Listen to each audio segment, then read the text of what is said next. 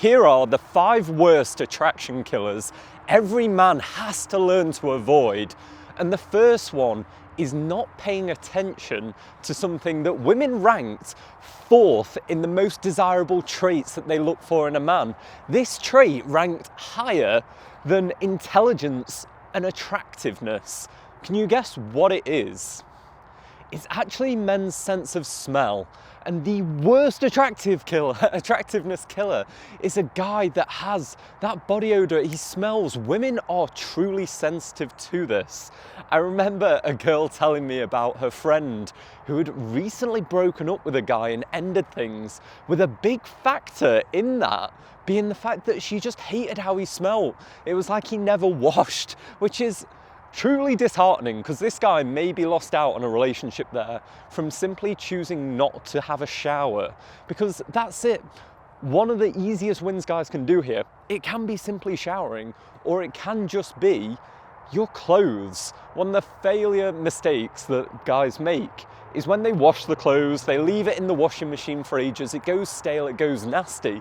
So it might not even be you. It might be the fact that you're just not washing and drying your clothes correctly. This is such an easy mistake, and it causes such a fucking lack of attraction in women. It's so vital, it's so important. It's what they base like a lot of your chemistry over.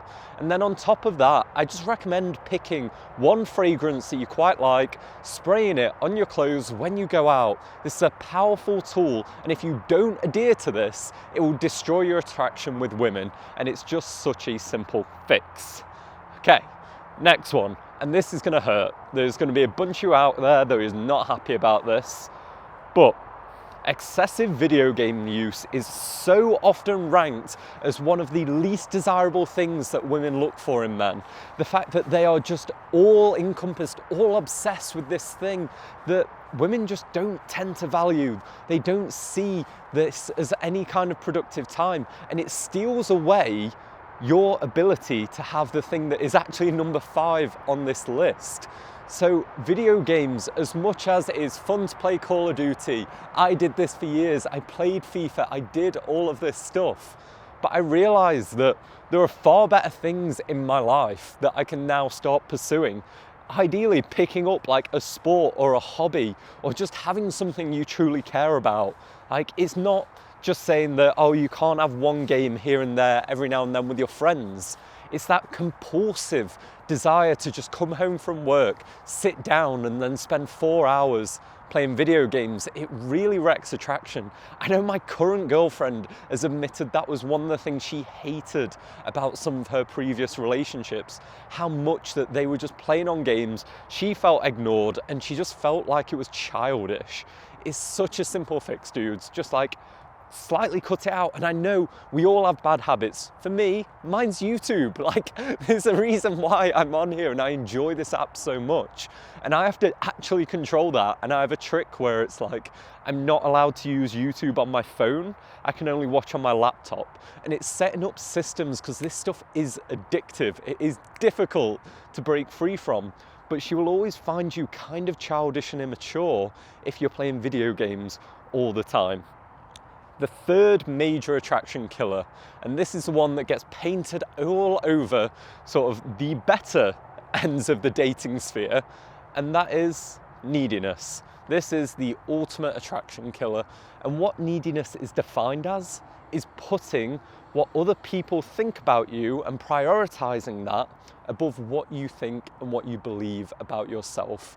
This is the quintessential nice guy, the guy that will always make sure everyone else is happy and just kind of change his beliefs and lie to fit in with the group. He'll lie about what he's interested in, what he wants to do. He'll make everyone else's needs a priority above his own. And if he does this with women, they just find it manipulative. They can sense it. This is why 2 men can do the same exact action and have wildly different results. They can say the same thing to a girl, and yet one of the times the girl will find it romantic and endearing, and the other time she'll find it kind of disgusting. And this is the pain that we have of, if you are needy, your intention, it's fucked, basically.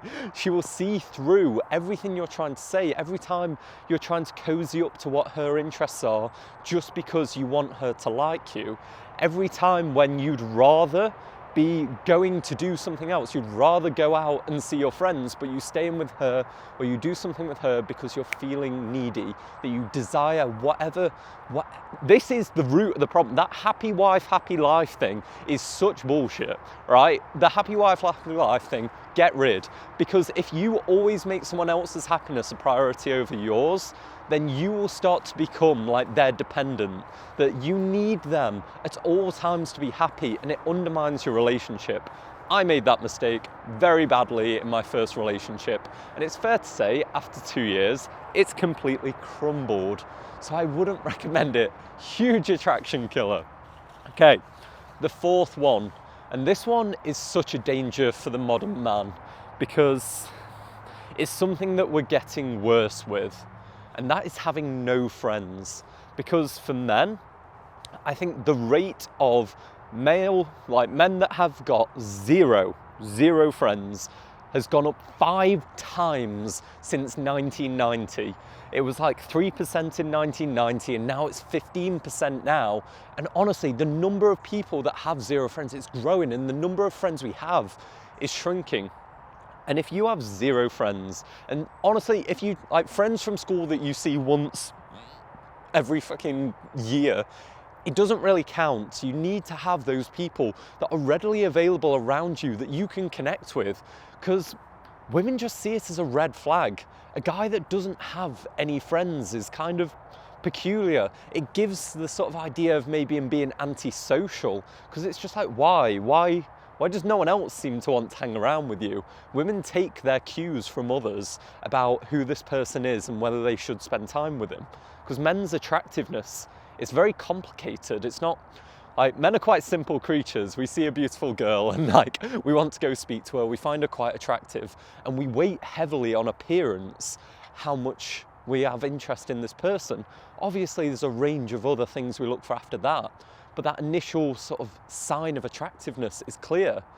But when women are looking at men, it's just really complicated. Like, how do we know if he is someone who is confident, charismatic, intelligent, funny, caring, how do you know that? He could be putting on a facade because he's needy and wanting to get her affection.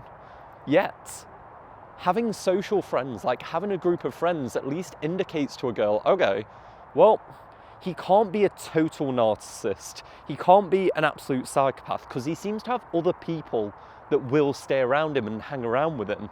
So it's such a clear indicator for a woman to be like, I don't know if I trust this person if he doesn't have any friends. And on top of that, it really leans into a man's neediness. One of the primary reasons I ended up needy in that first relationship was I started off when I met her, final year of university, and my social circle was great. I had loads of people to hang around with, so I wasn't so dependent on her for all my like connection and validation. Yet, as the relationship went on, my friends, they moved abroad, they started jobs, they like scattered, and I didn't replenish them and I didn't work hard enough to maintain those relationships. So then I didn't have that many friends. She was my main friend. I needed everything from her. I was there taking her to football matches and stuff like that. It was awful, right? Big mistakes. And that's what happens if you have no friends. It's a really unattractive look on a man. Like, a man is like the sum of his 5 closest people. And if you've got nobody, that's not a good look. Finally, the 5th thing that destroys your attractiveness, and that is having no drive. And this is really linked in with the video game thing, but women hate a guy that doesn't seem to be going anywhere in his life, doesn't seem to want anything more. He's just stuck in a trap, in a mindless trap of video games and nothing that actually calls out to him. Because do you remember that study I mentioned at the beginning where smell was like the 4th most attractive thing? Well, the bottom thing, the thing women found the least attractive, was being conventional, uncreative. And the guy that has no drive, he is conventional. He is he's not doing anything with his life, and women are afraid of this because she is going to be reliant on you. It's often said that women pick you based on like your future. She buys into your future. And for a guy that is just not driven, doesn't want anything in the world, that becomes a problem because the world will keep on moving. It will keep on growing without you. And if you're just stuck in being a child, stuck in the job that you got when you were straight out of uni and then you didn't want to progress any further, then you get left behind. And that's what she doesn't want to see. So starting to cultivate just a vision for who you want to be. And I often joke, like, any vision is good. If you want to retire to Scunthorpe, which is a terrible town in the UK, sorry, with a bunch of fish and live by a lake, like, at least you have a vision. At least you know where you're going, and that's quite attractive. Having the drive that at least you're not just being battered around like a plastic bag in the wind by life. Instead, it is vital for you to be able to have that sense of drive to try and create something meaningful in your life. So if you can avoid these 5 things, you're already killing it. You are already doing so much better than most men, because these are the danger pitfalls all guys fall into.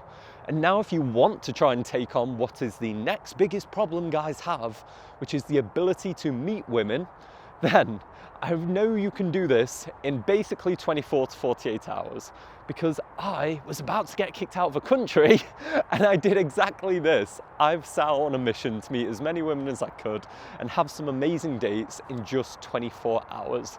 So if you want to know how you can do that, check out this video up here and I'll see you on that one.